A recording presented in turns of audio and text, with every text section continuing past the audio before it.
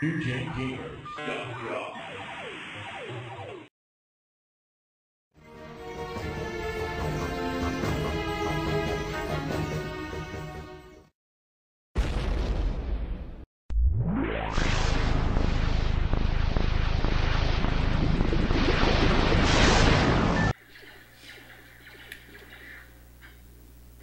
See how it does the hit or miss?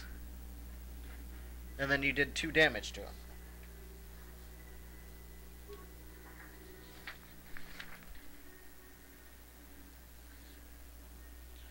And as we said before, the Xbox is really kind of based on PC hardware. For the most part. I mean, it's as close to having Windows on a console as you're going to have. Outside of Microsoft's other system. Yeah. So...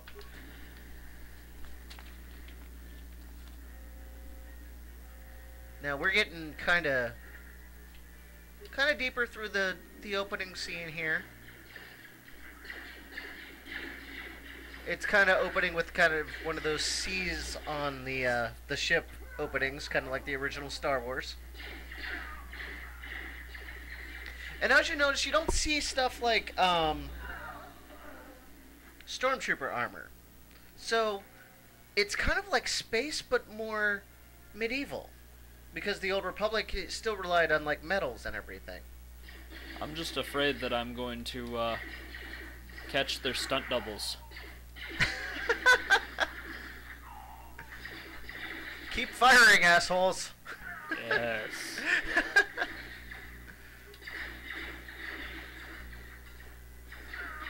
Now, you see how it says combat mode engaged? You can disengage from them and move to a different target if you notice that target is being more annoying. Like, if he keeps hitting you and the other person really isn't doing you any damage, you can disengage and go and fight someone else.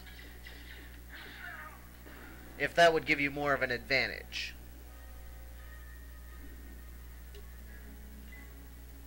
I don't even think you needed to heal much. I was running a little low, trust me. Well, you got another med pack anyways. Yeah.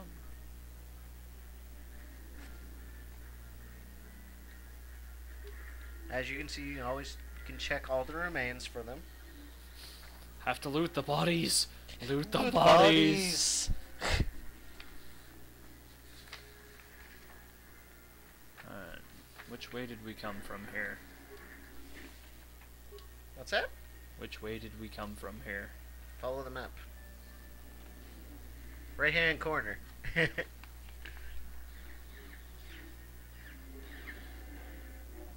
Yeah, the green kind of indicates where you're headed.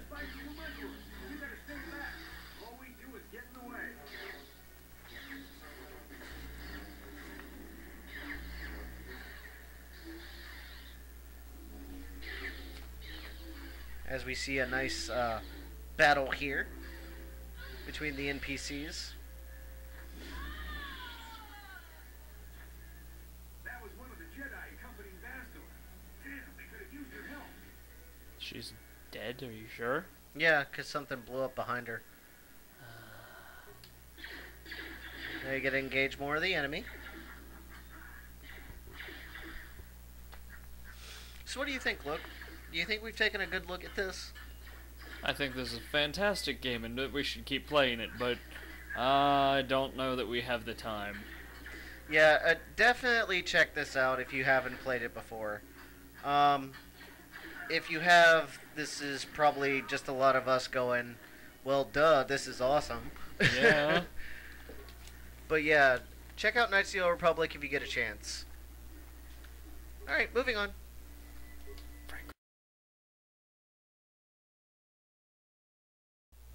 Okay, we're taking a look at Splinter Cell. Really? I don't think they knew that. No? No. I don't think they knew that from that big title screen.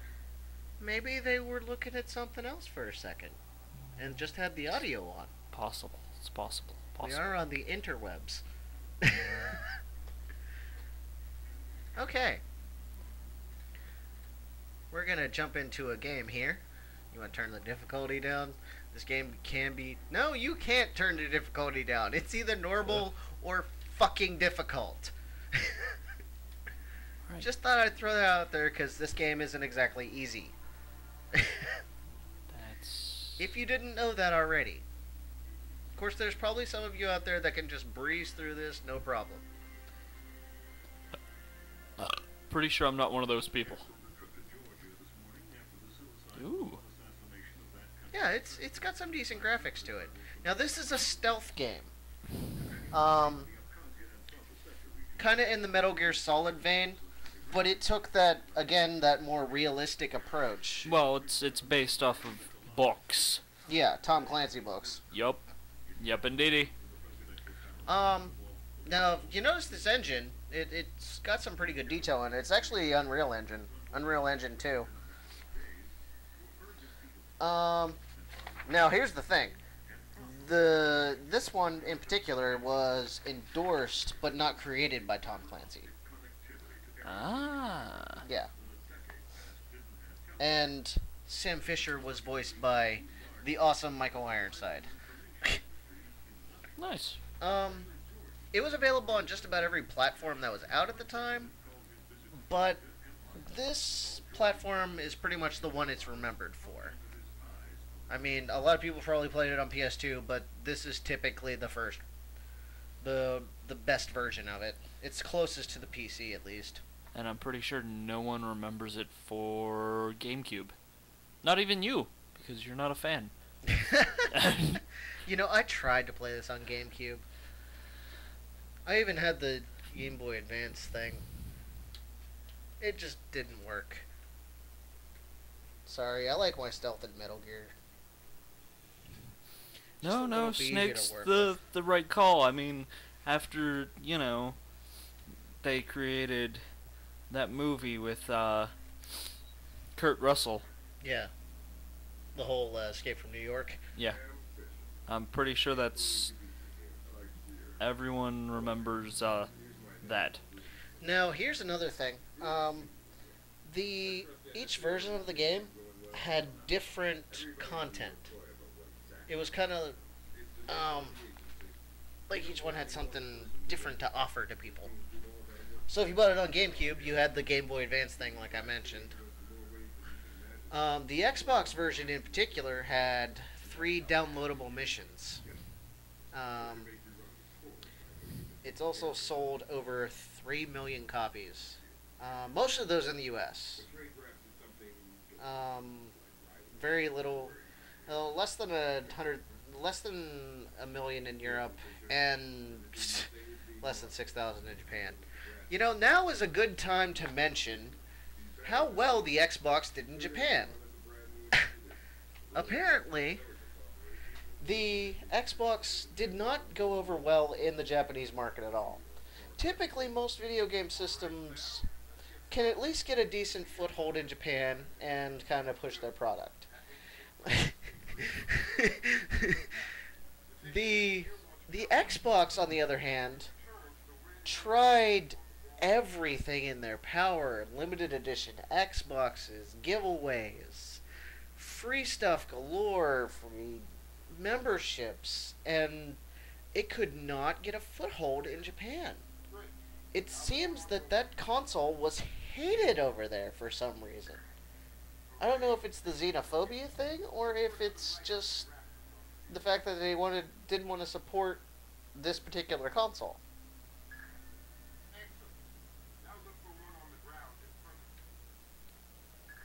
I mean,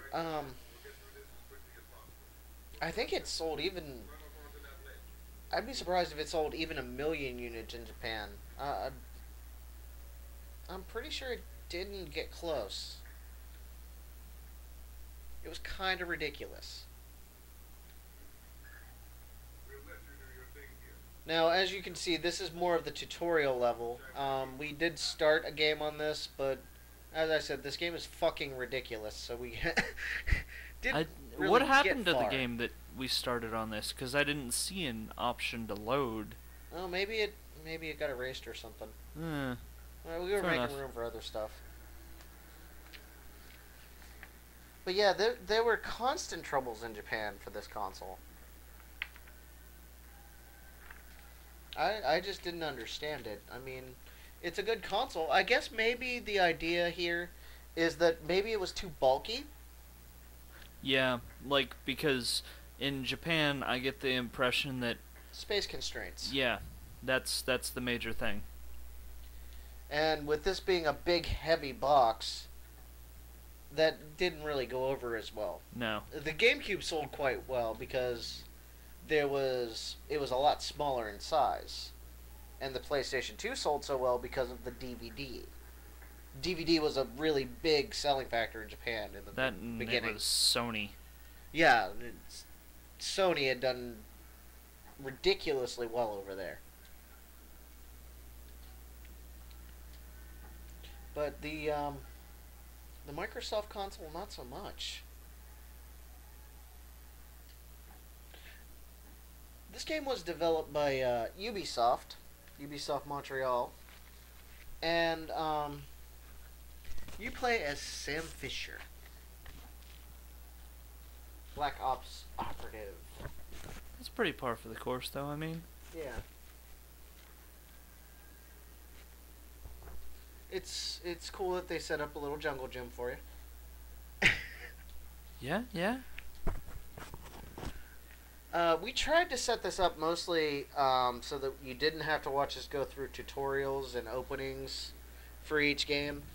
But some games we just didn't have the ability to do that. And some we just like showing off the beginning because that's a good way to kind of get into it because there's a lot of customization.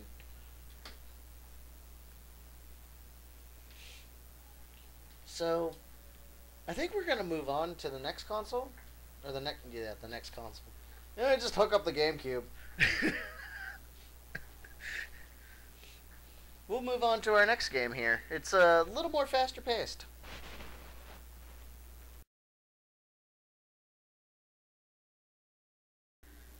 Alright everybody, we're back. And now we're taking a look at Time Splitters Future Perfect. This is a time-traveling shooter game where you can you play as Cortez, and you run around and mess with time and do all kinds of crazy stuff.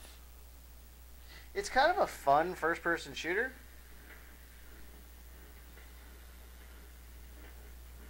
As you see, there's like some dude with a handlebar mustache there. And Cortez, you're Mr. Future Soldier there.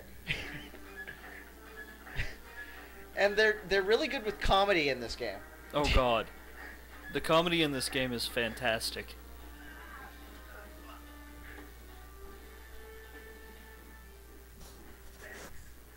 No problem, man. Let's go. And you've apparently run into Shaggy. Now, the idea in this is that there's a lot of multiplayer options, and there's also a level creator. Didn't realize there was a level creator. Yeah, there's a level creator, and you can tool around with that, and a lot of people still utilize that. It was also the first one to get a mature rating. Most of the other Time Splitter games, both 1 and 2, had T ratings. I don't know what the difference was that really made this one mature, but it was probably just a little bit more blood, a little bit more violence. That's about it.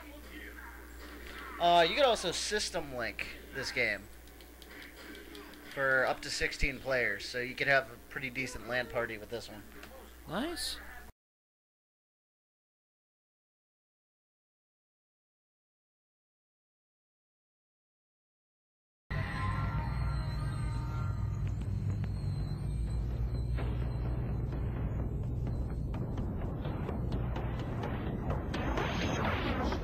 Their eyes shall be blinded by the weight of mighty visions, and all that has passed before shall be changed forever.